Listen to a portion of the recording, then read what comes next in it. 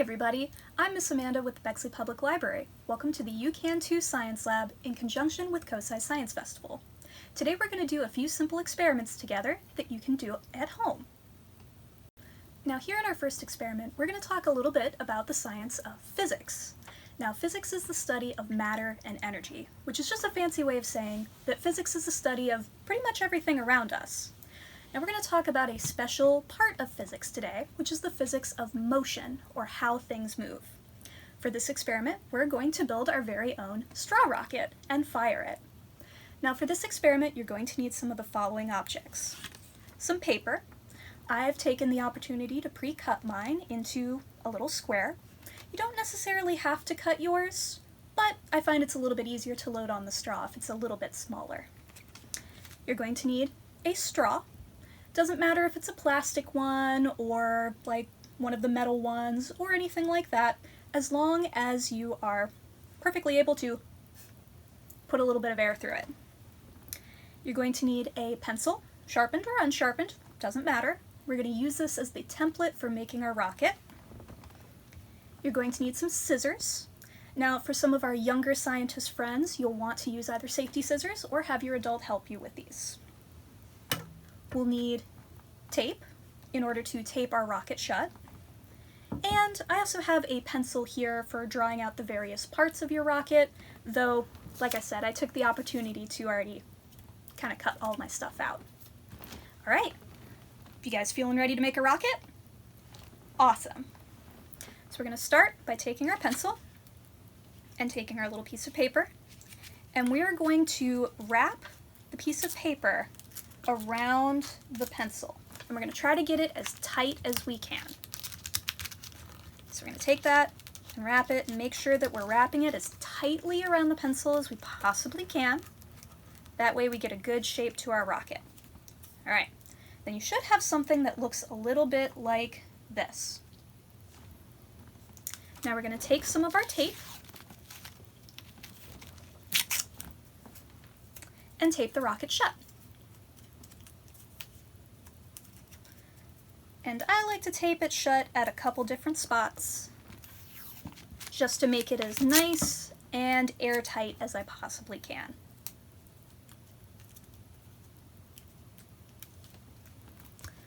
And so then I'll even take one more kind of long piece of tape and tape it along the body of the rocket.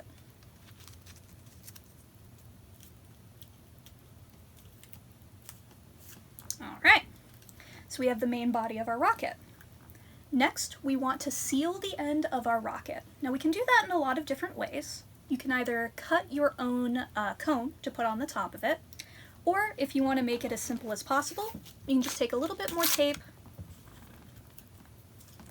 and tape the top of the rocket shut, which is what I'm going to do. All right, and then from here, as long as your rocket is nice and airtight, which you might want to test by trying to blow into it a little bit, make sure you don't hear any sounds of air coming out of it, which I didn't on mine. From here you've got a functional rocket, but we can take this a step further and decorate it with some fins. So I've got some fins pre-cut here, so I'm going to take a little bit more of my tape and take my fins onto my rocket. So now, it doesn't super matter what your fins look like, but you'll find some shapes of fins work a little bit better than others in helping your rocket to fly. Now, think for a little bit as you build your rocket. What sorts of shapes might help keep your rocket flying nice and straight and far? And I'll leave that up to you to figure it out and decide. So I'm going to take my other fin here, tape that on as well. Now, you guys will notice that I'm using masking tape for my rocket. You don't have to, I just like it because it's a little bit more colorful. You can use Scotch tape, or, I mean, I guess duct tape if you really want, but that might make your rocket a little bit heavier. Alright, so now we have a fully functional rocket with fins. Now, a quick word of warning before you guys get to firing your very own rockets. Make sure that you are not firing your rocket at any other person. you don't want to run the risk of firing your rocket and hitting somebody in the face. So we're going to take our rocket, we're going to load it onto our straw, and here's the fun part. Now we get to launch it. So alright, I'm going to turn to the side here, and you guys ready? T-minus 3, 2, 1. Success! Our rocket has flown across the room. Alright friends, so you might be wondering, why did the rocket work the way that it worked? Well, like we talked about before, this first experiment has everything to do with physics, or the study of matter and energy. Now, fun fact, matter makes up pretty much everything we can think of in the world around us. The floor at our feet, the ceiling above us, the air all around us, all of that is matter. And matter is just something that is, well, made of stuff, i.e. that has mass, and that takes up space, or has volume. And so, like I said, literally anything we can think of around us is probably matter. Now, the air being matter is what's important here. Air takes up space and is made of stuff, right? And that means that when we put a bunch of air into a spot, say by blowing into it with a straw, and we don't give it a way to get out, all of that air has to do something. And so that something that it does is push on the end of the rocket. And when it pushes on the end of the rocket, whoosh, our rocket goes flying. And we can see that in action if we fire our rocket again. So keep very close watch this time. I'm going to apply air to my rocket, make sure that it's ready to go, and all that air pushing on our rocket makes it go flying through the air. And that's why our star rocket works. For our next set of experiments that we're going to do, we're going to dip into the study of chemistry. Now, I mentioned during the last part of this video, during the physics section, that physics is sort of the study of everything around us, right? I like to think of it as being the how of science. And so if physics is the how of science, then chemistry is the why of science. We use chemistry to explain why things interact and play with each other the way that they do in the world around us. So we're going to play around with some chemicals here for this next experiment by making our very own homemade oil and seltzer tablet lava lamp. Alright, so for this experiment we're going to need the following things. We're going to need a clear bottle of some sort. I'm using a plastic drinking bottle, but if you happen to have, say, a glass bottle and your adult is perfectly fine with you using that bottle, that works well. Or if you just happen to have, like, a plastic cup, you're welcome to do that in that as well. I've got this water bottle, so this is what we're going to use. You're going to need some water, which I already have here in my little measuring cup. You're going to need some vegetable oil. Doesn't matter what brand. You're going to need something to color the water with. So now I'm using liquid watercolor, but you can use pretty much any sort of colorant, whether that be like food coloring or really anything that you can think of. I have the liquid watercolor, so we're going to use that. And last but not least, you're going to need some seltzer tablets. Now this is going to be what makes our lava lamp go once we get everything else ready and set. Alright, you guys feeling pretty ready? Let's make a lava lamp. So I'm going to take my bottle, and now for a regular sort of 16.9 ounce water bottle like this one, I'm going to use about a half a cup of water in the bottom. If you're using something smaller, you really just kind of want to put water in about the bottom fourth of it. So, ish, about here. And now as you're pouring, make sure that you are pouring very carefully. You don't want to get water or later on the oil all over everything. Especially not if you're using a nice tablecloth like I'm doing. So I'm going to pour it in very carefully. Then I'm going to take my coloring, my liquid watercolor, and I'm just going to add a few drops. You don't need very much, just enough to make your water a nice color, whatever color you want to make it. And now here's where me using a plastic bottle comes in handy. I can just sort of screw on the lid, and that way my color gets nice and good into the water itself. So we're going to unscrew that top again, and this time we're going to add our oil. So I'm going to take some of my oil here, and now you can be a little bit flexible with how much oil you use. Really, you just need to cover the top of it. I'm going to use probably about a cup or so of oil in my bottle. So I'm going to pour that in, measure it to about a cup. And then just like we did with the water, we're going to pour it in nice and carefully so that we don't get our oil all over the place. Now don't worry too much if you unsettle the water a little bit while you're pouring. The water and the oil will actually separate right back out because they are different densities. Now you might ask, what is density? And density is just the amount of stuff that's in an object. Some things have more stuff in the same amount of space than other things. In this case, our water has more stuff in about the same amount of space than the oil does.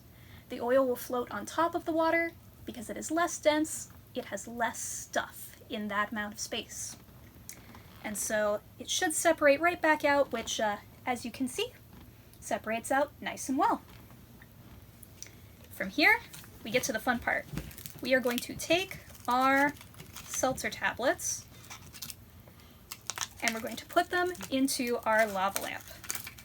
And as I said earlier, this will be what makes our lava lamp go. So we're going to drop them in, and because the little bits of the tablets are much more dense than the oil or the water, they'll sink all the way to the bottom, and then from there, they'll start to make bubbles. So this is the really fun chemistry part of the experiment, though the density part is too. Now, what's happening here is that some of the parts of our seltzer tablets are mixing together when they hit the water. In the case of this particular brand of seltzer tablet, it's the citric acid, as well as some of the basic parts of it, the more kind of baking soda-y parts of the seltzer tablet. When those two things interact, they make bubbles of carbon dioxide. Now, when they make that bubble, the water that they've fallen into in the bottom will stick around the bubble, because water is really good at sticking to things, especially to itself. So that little skin of water is sticking all around the bubble, and when the bubble starts to float up to the top, it takes the water with it, and the coloring. And so we see these lovely little bubbles of our food color, or in this case, watercolor water bubbles floating up and down. When the bubble hits the top and pops, all of that water and colorant goes right back down to the bottom to start right back over as it attaches itself to another bubble. And that, my friends, is our homemade lava lamp. And safety tip time, my friends. 2 things you want to be aware of with your lava lamp.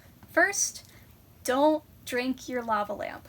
While all of the things that we're using here in it are technically edible, none of it tastes very good and will probably make you feel a little sick to your stomach if you just guzzle it.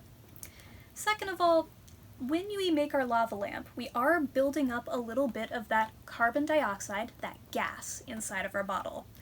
I recommend not putting the lid on. While we probably aren't building up quite enough gas to make the lid of our bottle go popping off the top, better safe than sorry. For our next set of experiments, we're going to talk a little bit about earth science. So if physics is the how of things working, and chemistry is the why of things working, then earth science is sort of the where and when. Now, earth science is just the study of the earth around us, and that includes not just things like dirt and rocks, but also things like the atmosphere and weather. So for this particular experiment, we're going to build something to help us measure a key part of the weather of the world around us. We're going to make our very own homemade thermometer. Now for this experiment, we're going to need a few things. We're going to need a plastic bottle. If you happen to have one left over from your lava lamp, rinse it out. You can always use that. We're also going to need a way to block the top of our water bottle off eventually. So I'm using some modeling clay sticky tack here, but you can use pretty much anything to block the top of your bottle. You could use things like Play-Doh or modeling clay or sticky tack like what I'm using. Anything that's moldable and that can create a nice airtight seal. You're going to need a straw. This is going to be the kind of actual thermometer part of our thermometer. You're going to need some water, some coloring of some sort. I'm going to use the watercolor that I was using before. And the last thing that we're going to need is actually optional. In order to make our thermometer work a little bit better and a little bit faster, you can use rubbing alcohol. Now, fair warning with rubbing alcohol. You do not want to drink this. You also want to make sure that if you are using rubbing alcohol in your thermometer, that you make your thermometer in a nice open space with good ventilation, so good airflow flowing all the way around you. Now, I'm going to use the alcohol in mine to make mine respond a little bit faster, but you can make the thermometer without it with just water. It just won't respond quite as quickly. All right, how you guys feeling? Ready to go? All right, let's make a thermometer. So we're going to start with our bottle. And now I'm going to add about half a cup of water to my 16.9 ounce bottle. Now, basically where we're going is that we want about the bottom fourth of the bottle to maybe half of the bottle to be filled with our water or water and alcohol mixture. Since I'm using the mixture, mine's going to be about the first fourth is going to be that water, and then the other fourth is going to be the rubbing alcohol. So I'm going to take and get about a half a cup of the rubbing alcohol in here. And now you guys will notice as I am pouring my rubbing alcohol, I have it fairly far away from my face. I do not want to be right over it, getting good whiffs of it since it is pretty strong in smell. So we're going to take our rubbing alcohol, we're going to add that to our bottle, making sure, as with everything else that we've been pouring, that we're pouring carefully, getting it only in the bottle. If you guys have things like funnels, funnels are pretty useful in this sort of endeavor. But I have a really nice measuring cup, so that works really well too. All right, so we've got our rubbing alcohol in there. We're going to take our coloring and add just a couple drops, just like we did with the lava lamp. And I'm going to take the lid that I still have, close it for a sec, and mix the coloring in with the rest of our water and alcohol mixture. This also helps me get that alcohol and the water mixed up together. Now here comes the fun part. We're going to make the actual thermometer part of our thermometer. So we've got our straw here. Now we want to put the straw in so that it hangs down into the liquid part of our thermometer, but we don't want it to touch the bottom. We want there to be at least a little bit of a gap between the bottom and the bottom of our straw. So from here, I can hold it like this and put the modeling clay around it, but I'm actually going to do something a little bit easier and take my modeling clay sticky tack here and put it around my straw, since I have a pretty good idea of about where I want it. So we're going to take that, and apparently I was goofing with you. I'm going to start by putting it around the mouth of the bottle. Probably be a little bit easier. So I'm going to mold it around the mouth of the bottle. You can also mold it around the straw if you know exactly where you want it to go. I'm going to put our straw down, and again, making sure that I'm not touching the bottom. And then from here, I'm using the clay or sticky tack or Play-Doh, whatever you're using, to close the top of the bottle around the straw. And I want to make sure that it is nice and airtight, so that way there is no air getting through the top of the bottle, only through the straw. So I can use a little bit more of the sticky tack if I need to. Also make sure that you don't spray it out the top of your bottle like I just did.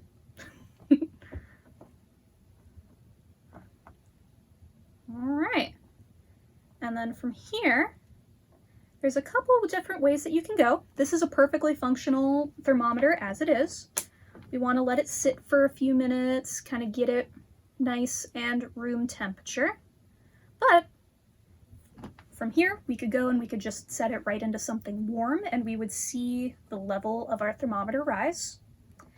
If we get it so that it gets to a nice kind of room temperature, we should actually be able to see it drop if we put it in somewhere cold as well. All right, so we've given our bottle a little bit of time to rest so that it could reach room temperature. And from here, we've been playing around sticking it in some different temperatured water. Currently, it is in a bowl of ice water, and as you guys are watching, you can actually see, if you look very carefully, the level of our green water starting to sink as it heads back down the straw. Now you may be wondering, Amanda, what is happening here? Why does our thermometer work? Well, you see liquids, like what we've gotten here, including things like rubbing alcohol and water, when they hit certain temperatures, they'll either expand or contract. And by that means they'll either take up more space or they'll take up less space. Now, when liquids want to expand, it's when it's hot. And so if I were to say, put my bottle in the hot water, all of the little bits of water and rubbing alcohol in there would want to take up more space.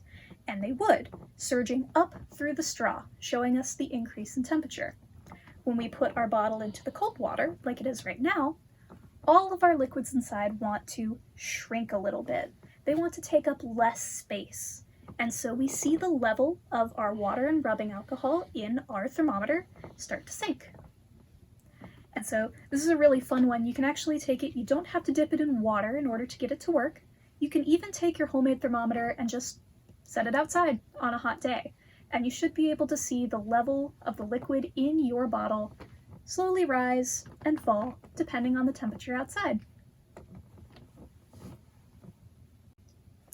All right, for our last experiment here, we're going to talk a little bit about biology, which is the study of living things.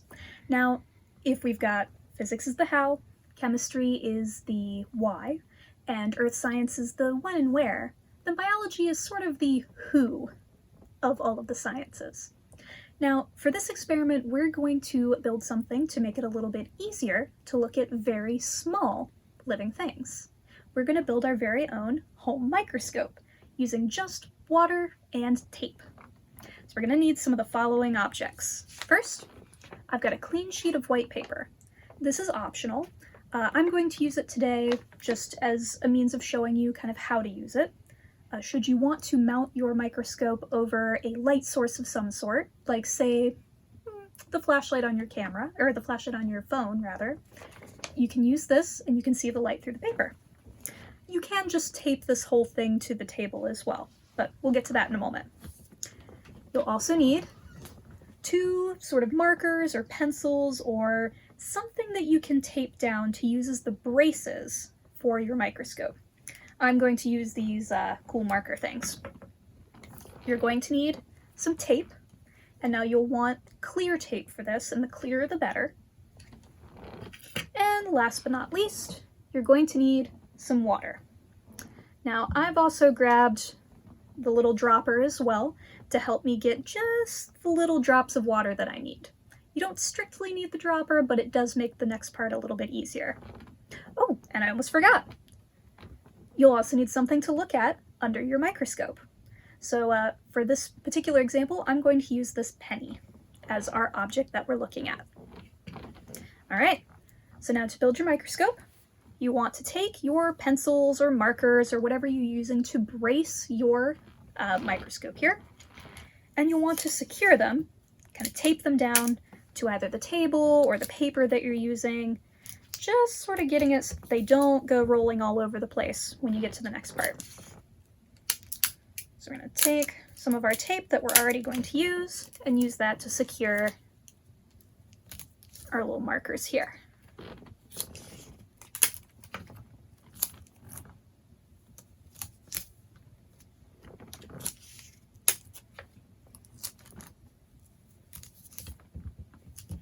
All right, now that we've got those nice and secure, we're going to take our tape again, and this time we're going to create a long bridge of tape between the two side braces. So we're going to take our tape, and I'm actually going to tape it kind of right across the middle here. Get it kind of nice and tight across the two braces. This will give you a little sort of clear platform for your water droplet. Next, I'm going to take the thing that I want to look at, so the penny in this case, and slide it under the tape. And last but not least, I'm going to make the lens of our microscope with our little drop of water. Now, water droplets are pretty cool. When you take water and you drop it onto a surface, it'll make a little sort of hill of water. And that little hill is exactly what we need to make our microscope with. Because you see, in an actual microscope, the little pieces of glass that are inside form a convex little mirror in there. And that sort of convex shape is what we need to get the magnifying effect of the lens. And so using our water here, we've basically made a little magnifying glass, or one part of the microscope itself. All right, and now from here, we can take a closer look.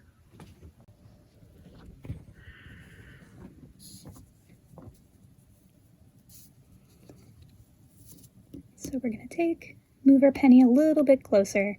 My tape, unfortunately, isn't the most clear, but we can see that under the sort of convex shape of the bubble here, that we can see bits and pieces of the penny a lot clearer and a lot bigger than we can if we move it out from underneath of it.